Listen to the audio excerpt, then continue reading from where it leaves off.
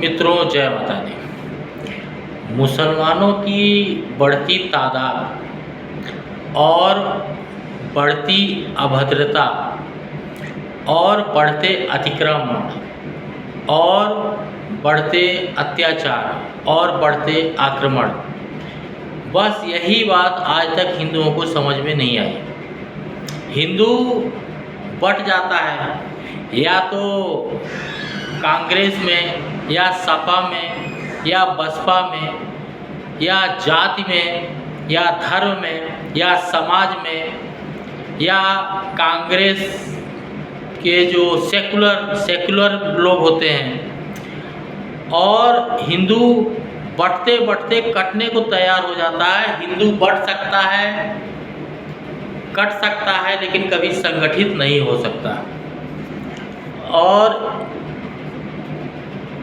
लोगों को बोलने से कहने से बुरा लग जाएगा, और शायद हमारे आस पड़ोस के लोग भी कुछ ऐसे होंगे उनको ही बुरा लगेगा, लेकिन मैं पार्टी के निमित्त ही पूछ रहा हूँ, धर्म के निमित्त पूछ रहा हूँ, समाज के निमित्त। मुझे एक चीज़ समझ में नहीं आई, अगर किसी को समझ में आया हो तो आप लोग बताइए।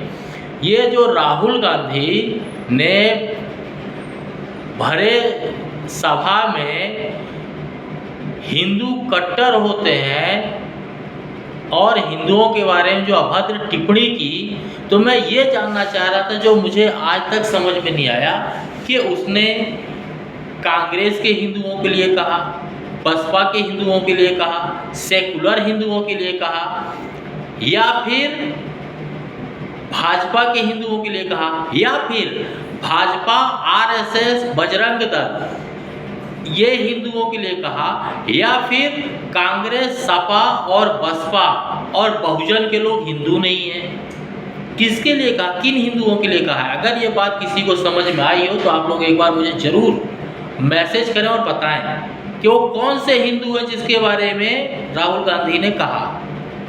क्या उसने कांग्रेस के हिंदुओं के लिए नहीं कहा? क्या उसने बसपा और सपा के हिंदुओं के लिए नहीं कहा?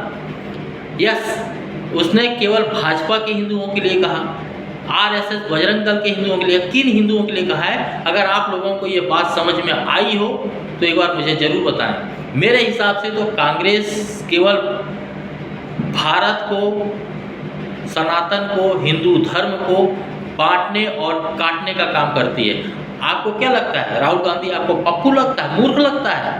राहुल गांधी से ज़्यादा हरामी, राहुल गांधी से ज़्यादा तेज दिमाग वाला इस भारत की धरती में कोई नहीं है। जो लोग समझते हैं राहुल गांधी को बोलते हैं, उनके लिए मैं बता देना चाहता हूँ कि राहुल गांधी इतना तेज खोपड़ी का आदमी है कि उसने जो जाति जनगणना वाला सवाल उठाया, वो एक डाटा हाथ में लेना चाहता है, एक डाटा कि अभी हिंदुओं की तादाद कहाँ पे कम है।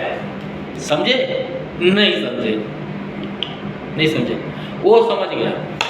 अभी वो डाटा एंट्री करना चाह रहा है, डाटा लेना चाह रहा है कि हिंदुओं की तादाद कहाँ पे कम है और कहाँ पे मैं सेकुलर भीम और मीम का दबाव बढ़ाऊं। बस इतनी सी बातें हिंदुओं को आज तक समझ में नहीं आई, और मैं उस सेकुलर और दोगले हिंदुओं से कह देना चाहता हूं कि जब इस देश में क्रांति चल रही थी, लोग मुगलों से लड़ रहे थे, लोग अंग्रेजों से लड़ रहे थे, तो उस समय पे लड़ने वालों का प्रतिशत, लड़ने वालों की दर उतनी ही थी जितनी आज है। आज भी समाज में जो लोग हिंदू धर्म के लिए, देश के लिए और सनातन के लिए लड़ रहे हैं, उतना ही प्रतिशत उस समय भी था जनसंख्या की आबादी का। भगत सिंह, सुभाष चंद्र बोस, शिवाजी, महाराणा प्रताप, इनके भी परिवार और समाज की आबादी उतनी ही थी। जिस तरह से कल्पना आप कर सकते हो उतनी ही थी, लेकिन पूरे परिवार में से एक भगत सिंह, उधर पूरे 200-300 घर के परिवार में से सुभाष चंद्र बोस। भारत में शिवाजी के टाइम में नाना प्रकार के राजा थे, महाराजा थे। उसमें से शिवाजी लड़ रहे हैं, महाराणा प्रताप लड़ रहे हैं, लेकिन बाकी के लोग तमाशा देख रहे हैं, तालियां बजा रहे हैं, मजाक कर रहे हैं, मजाक उड़ा रहे हैं। और जितने भी मुगल और अंग्रेज थे, उनके जो अकबर के 9 रत्न वो हिंदू थे।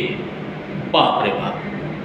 अंग्रेजों के जो भी विश्वसनीय रत्न थे वो हिंदू थे, जितने भी विद्वान और सलाहकार थे वो हिंदू थे, उनके जितने जासूस थे वो हिंदू थे, जितनी भी उसकी फौज में आक्रांता थे वो हिंदू थे, जो उनका साथ देने वाले थे वो हिंदू थे, फोर्स में सब हिंदू थे।